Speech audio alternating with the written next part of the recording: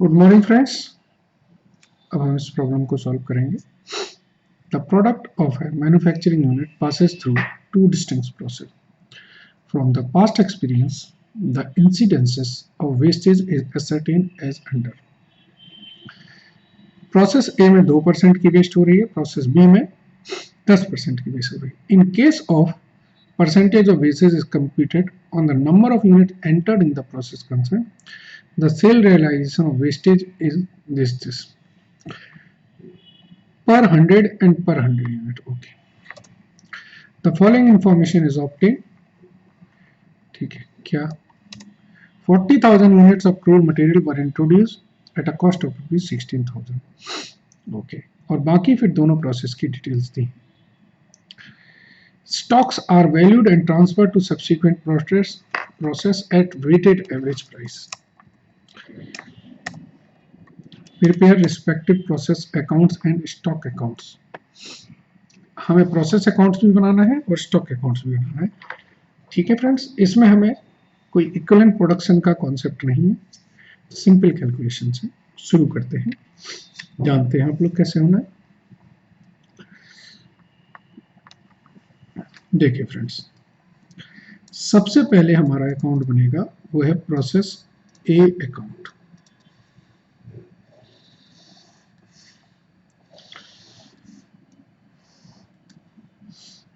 यहाँ आएंगी यूनिट्स और यहाँ होगी amount. Units, amount.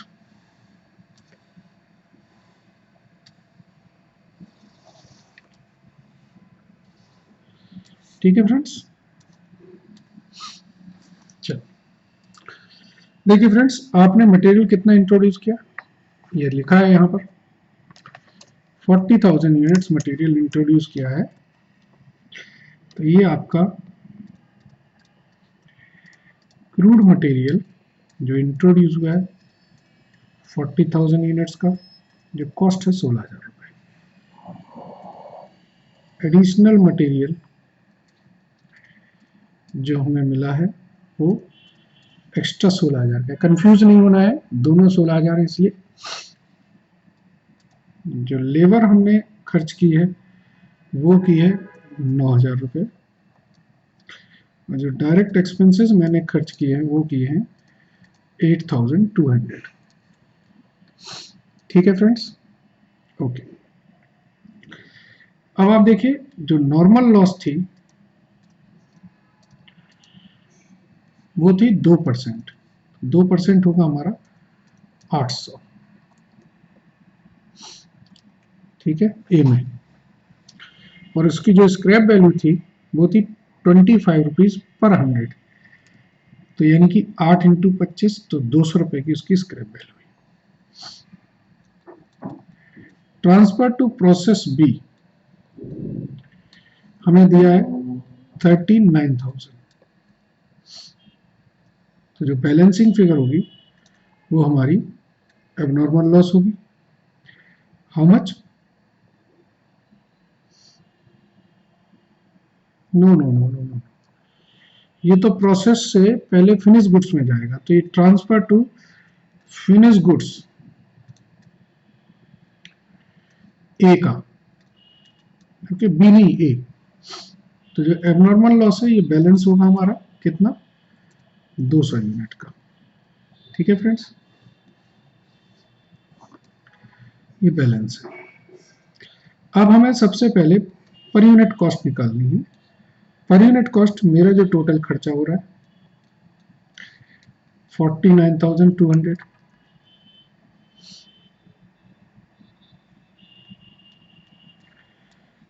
Minus scrap value of normal loss,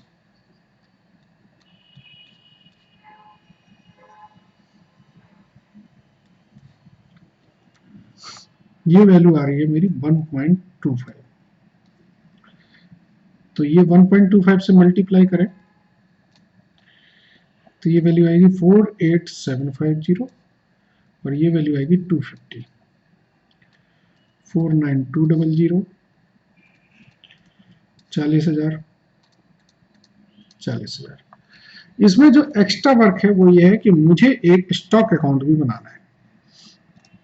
process A finish goods account.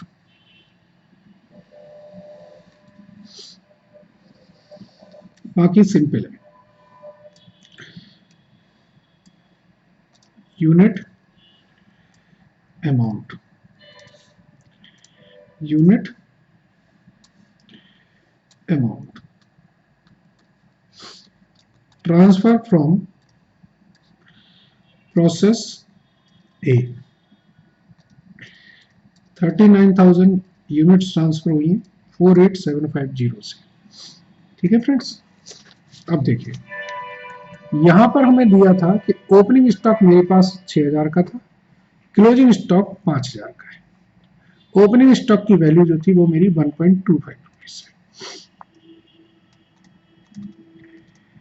Opening stock 6000 unit का है, 7200 का, और जो क्लोजिंग स्टॉक है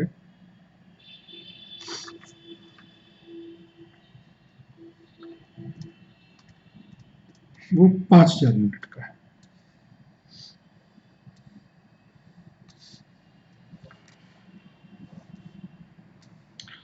तो जो ट्रांसफर टू प्रोसेस बी जाएगा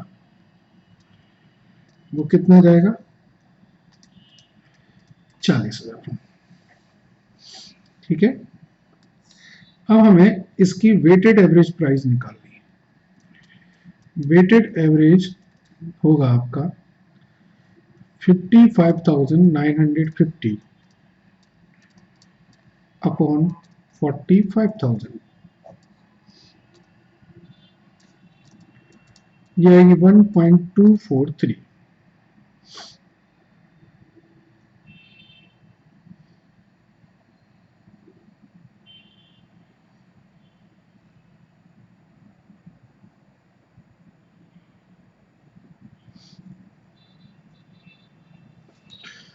नो, इन्होंने क्या बोला था, एक मिनट, कौन सी कॉस्ट लेनी है, वेटेड एवरेज कॉस्ट। एक मिनट रुको, कैलकुलेशन करनी पड़ेगी ये तो।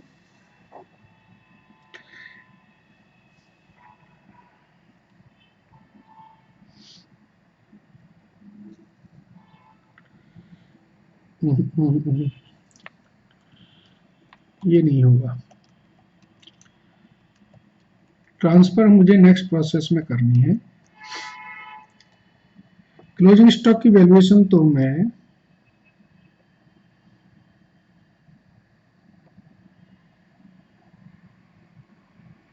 ठीक है, वैसे तो सही है। 55,950 अपॉन 45,000, 1.243। तो इसमें 1.243 से मल्टीप्लाई करेंगे तो ये वैल्यू आएगी 6217 और इसकी वैल्यू आएगी 49733। समझ गए आप? अगर फीफो मेथड होता तो मैं क्लोजिंग स्टॉक की वैल्यूएशन किस प्राइस पे करता, जो प्रोसेस की मेरी कॉस्ट थी।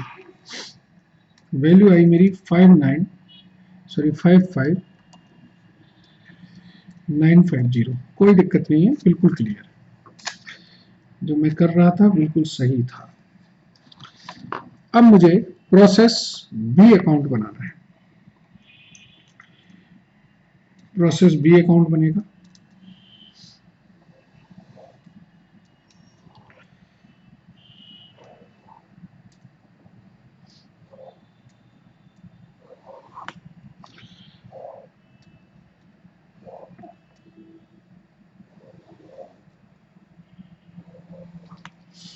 यहां लिखेंगे हम यूनिट अमाउंट, यूनिट अमाउंट। ठीक है,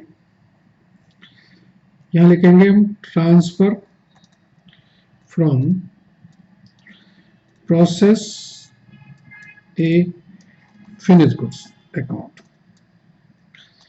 40,000 यूनिट आई हैं, उनकी वैल्यू है 49733। ठीक है, अब प्रोसेस बी में जो खर्च हुए हैं वो लिखें। डायरेक्ट मटेरियल 5,000 रुपए का, डायरेक्ट लेबर 8,000 रुपए की, डायरेक्ट एक्सपेंसेस 1,500 रुपए। नॉर्मल लॉस जो थी वो 10% थी, 4,000 रुपए।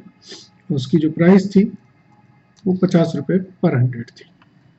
ठीक, तो हम पर यूनिट कॉस्ट निकाल लेंगे। पर यूनिट कॉस्ट यहां तक का टोटल करें, ये कॉस्ट आएगी 64,233 माइनस 2,000 अपॉन 40,000 माइनस 4,000। ठीक है, तो ये वैल्यू आएगी, कैलकुलेशन करें। चलिए एक्सेल शीट लेनी ही पड़ेगी, 1 मिनट रुकिए सर, मैं एक एक्सेल शीट लेता हूं क्योंकि उसके बगैर काम नहीं चलेगा।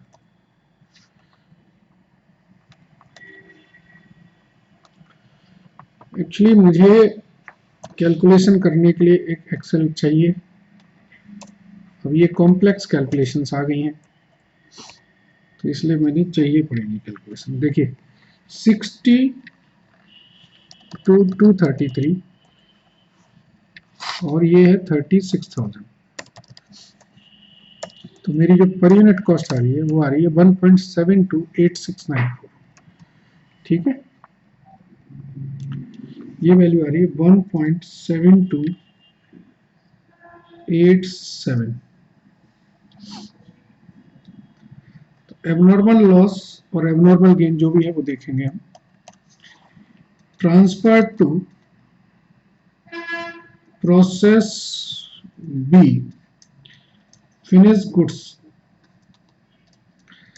क्वेश्चन में दिया होगा कितना है, देखिए transfer to process B finish goods है हमारा 36,500। तो जब हम इसको टोटल करेंगे तो यहां बैलेंसिंग फिगर आ रही है मेरी, दिख रहा है आपको, ये 500 यूनिट मेरी बैलेंस आए, ये कहलाएगा मेरा एबनॉर्मल गेन। इसकी वैल्यू होगी 500 इंटू 1.7287, तो ये आएगी 864 रुपीज। ठीक है, टोटल करें तो ये आएगा हमारा 65,097 और इसकी वैल्यू कितनी होगी 36,000। ठीक है, तो ये वैल्यू आएगी 65097। बस पर यूनिट कॉस्ट आपको पता है, प्रोसेस में निकालनी ही होती है। अब मुझे क्या करना है, मुझे एक फिनिश गुड्स स्टॉक अकाउंट बनाना है प्रोसेस बी का। क्लिक करते हैं उसको।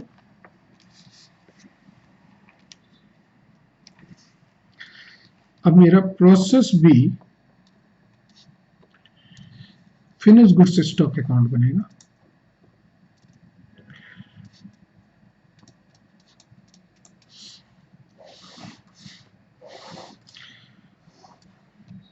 यहां लिखेंगे हम यूनिट्स, अमाउंट्स, यूनिट्स, अमाउंट्स। ठीक है, आप लिखेंगे ट्रांसफर फ्रॉम प्रोसेस बी 36,500 है, 63097 इसकी कॉस्ट है। ओपनिंग स्टॉक मेरे पास दिया हुआ था, कितना है, ओपनिंग स्टॉक था 5,000 रुपए का, उसकी वैल्यू 1.86 से थी 6,000 रुपए की, 8,000 रुपए की। तो मुझे वेटेड एवरेज कॉस्ट निकालनी है। Weighted average cost per unit का मतलब होता है कि इसमें टोटल कॉस्ट जोड़ दीजिए upon total unit. Total cost हो गई मेरी 71097 और टोटल यूनिट हो गई 44500। इसकी वैल्यू आएगी 1.7132। तो क्लोजिंग स्टॉक मेरे पास है 8000 यूनिट का। 8000 into 1.7132 13705 and by transfer to next process, ये दिया है हमें बुक में कितना, बैलेंसिंग कर लीजिए 44,500